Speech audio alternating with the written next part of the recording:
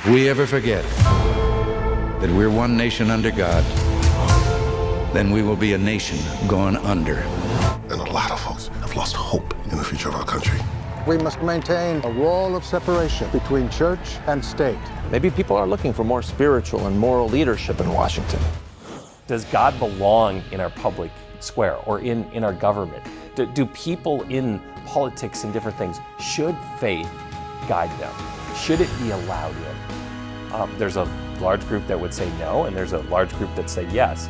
And we talk about that issue in here and what that really looks like. And so I think going into this season, what a better time to have that discussion right now. Life has involved a lot of conversations around media and how art is imitating life, which is imitating art a bit, or maybe just hailing back to another time in our country.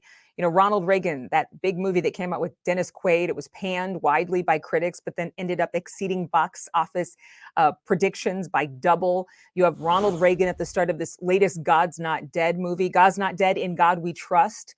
Part of a franchise that's worth 100 million plus, that has a faithful following. I wanted to talk to the creator of God's Not Dead. He's also the co-founder of PureFlix and Pinnacle Peak Pictures, Michael Scott, about why we should be talking about God so much, whether it be Hollywood or Washington, D.C. Let's watch. When was the first God's Not Dead movie released? Gosh, 2014. It's almost been a decade. What do you say to people that are offended by your show because you pray to Jesus in every episode? If we disown him, he'll disown us. When a 12-year-old watches his mother dying of cancer, a God who would allow that is not worth believing in. So like a whole generation of young people have gone to theaters or watched it somewhere and seen, if not the first one, multiple God's Not Dead movies. Yes, I mean, I think, you know, in 2014, it became a huge hit. And not only here in the US, it went around the world as well. And so I think so many people got exposed. It was such a time when people were curious about God. Does he really exist? All that. And we were able to go on and do 4 other films since then that have all touched on different subjects on God's existence, Jesus' existence. Where does God belong ultimately in our society? We're being called to deliver hope to a country that's feeling hopeless. Faith begins where your comfort zone ends. What do you believe, after having made these movies happen, has perhaps changed for people in terms of discourse, in terms of thinking about whether or not God exists? I think a lot of people have a faith, right? But they don't understand always, is it based in fact? Is it based, what undergirds that faith? And they're looking for that information. And I think God's Not Dead was able to take key facts about God's existence and put them into a really compelling story that people can remember and communicate that. And they wanted to invite their friends to say, come see this. This is what I believe. This is why I believe it.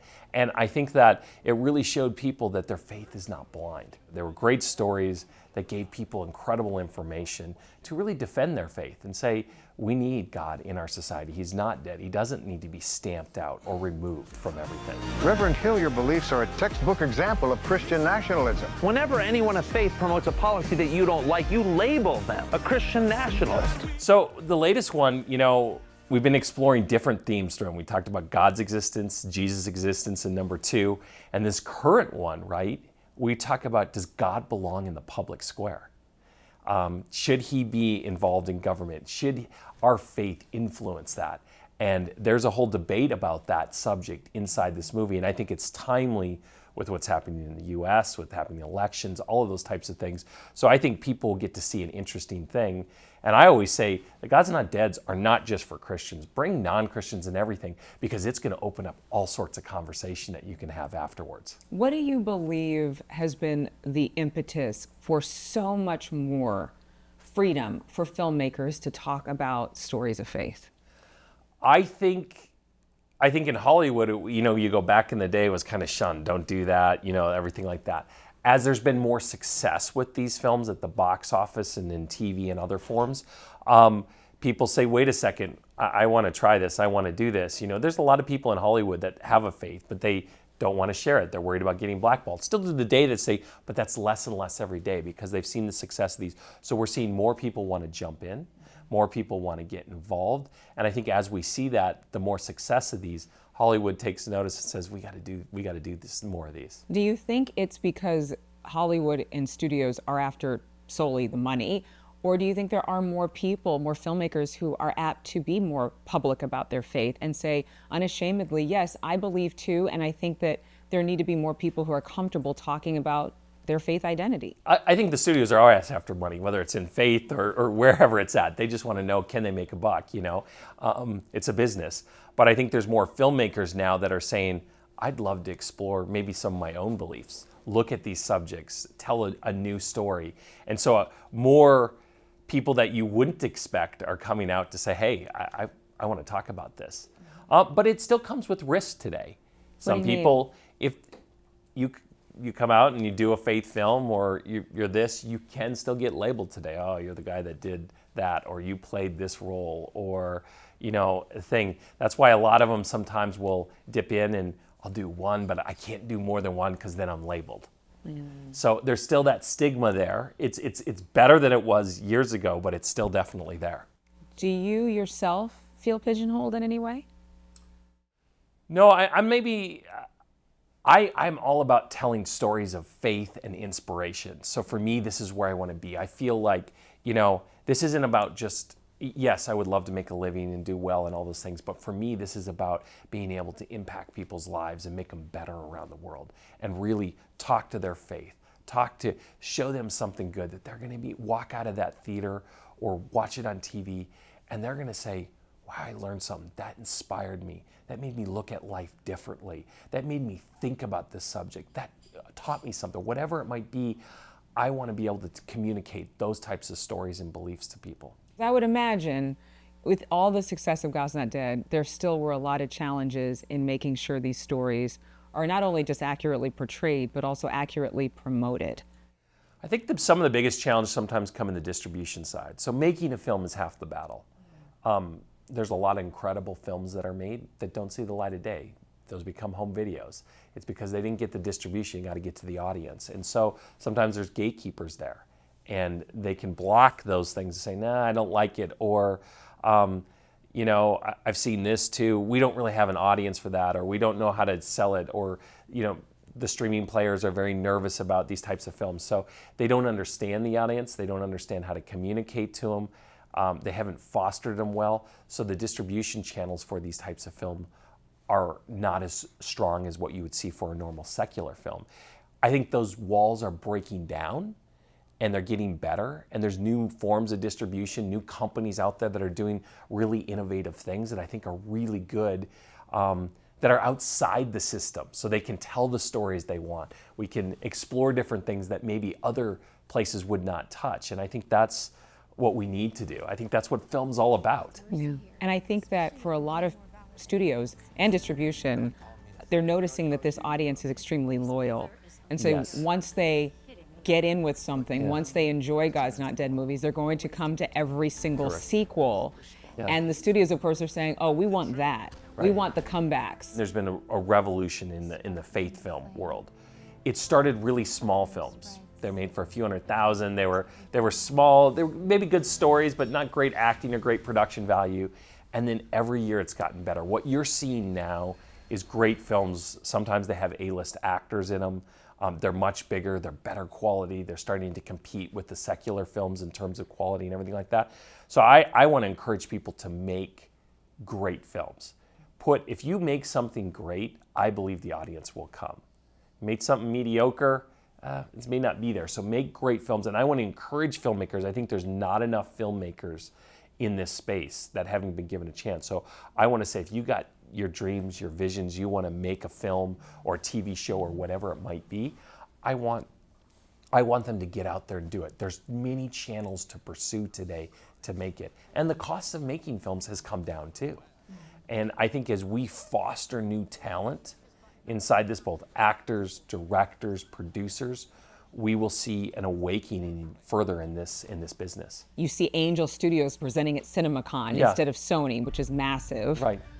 You also see that, you know, there aren't a lot of movies that are faith-driven that actually are getting nominated for awards. Yes. Why do you think that is? I think it's simple. You know, a lot in Hollywood is on the left side, right? You know what I'm saying? So they don't share some of the same values that you'll see promoted inside faith films. And so they're the ones that nominate an award. So it's not surprising that you're not going to see that. And so I think that's why we need more young filmmakers that make great films, that break into Hollywood and do these things. And I think you'll see a change in there where they'll get nominated. But I would say awards are having less sway in the thing today with the social media world and everything like that. The award shows and everything don't have quite the same luster as they used to. And so I think there's new ways to get it. People are voting. You look at Angel, they're voting for the content they want to see. It's not, and most of this content has been shunned by Hollywood or they didn't want to do it. And so, and you're seeing huge box offices come out of it. And so I think it's powerful. I think the consumer votes with their dollars. And if they vote with the places they want to see these types of film, we will see more of them. And eventually, I believe we'll see more of the awards. When you're talking to people who've never seen God's Not Dead, yeah, they've never actually even heard of God's Not Dead. That's possible today. Yeah. What is your message to those audiences? Say they're watching this on streaming or they're watching this on NewsNation. What would you say to entice them to actually go to a movie with the name of God in the title? I challenge you to come see what we talk about in here, and then you make the decision based on the evidence that's presented. Is God dead or not? And I think people will walk away, maybe they'll change their opinion, or it might be that point that they just start thinking about something to say, wait a second, I need to explore this more. I may not even know what I really believe, or maybe it's challenging some of the stuff I believe. So I think it has something for both sides to be able to discuss and look at. What is your vision for the next 5 to 10 years of God's Not Dead? Gosh, you know, we're talking about that. You know, we always take it one film at a time, but I think there's so many things to explore in God's Not Dead. We've talked about a TV series on the premise of God's Not Dead. We're talking about rebooting the series into really taking it back to the college campus. And I think college campuses in a go forward thing are ground zero for what we're seeing that's happened to our nation. And I think we're gonna explore a bunch of themes there. We've even talked about doing a movie called God's Not Dead Revival. And it really takes place in the college. So I think there's gonna be new exciting stories told that are gonna be spun out of this. Maybe some TV shows and different things like that. So we're excited. And I think beyond God's Not Dead, there's tons of stories we're telling. If you told me that saying a prayer on the 50-yard line was the thing that was going to get me in the biggest fight of my life, you cannot tell me that God doesn't have a sense of humor. You know, there's another great film that we're working with, Average Joe, that's coming up. That's on the case about the coach that prayed on the field. Joe Kennedy. Joe Kennedy overturned the Lemon Law. Incredible film. We've been working on that one. We just told one, The Blind, that came out. On the Phil Robinson story. So I think there's so much to explore. And even biblically from the Bible, there's so many stories to explore. I think there's so many great stories of faith and inspiration that will inspire people. And I'm excited for what things are to come. And I think people should be as well. And I say, if you haven't gone to a faith film, try one. They're much different than they were before. They're much better than today. And I think people will really enjoy them and be entertained. And it won't feel like going to church? That's right. I always say it's so much easier to invite someone to the movie theater than church. That's kind of a shameful statement. I wish that wasn't the case, but why not? If there's a great faith film, invite your friend, your neighbor, whatever. Bring them out for a night at the movies. What a wonderful time to do it, and you'll be touched. God's Not Dead, In God We Trust is now streaming on PureFlix. Thanks so much for watching One Nation Under God. We'll have a new episode for you next week. See you soon. Thanks so much for watching. Go to joinnn.com to find NewsNation on your television provider. And don't forget to click the red subscribe button below to get more of NewsNation's fact-driven, unbiased coverage.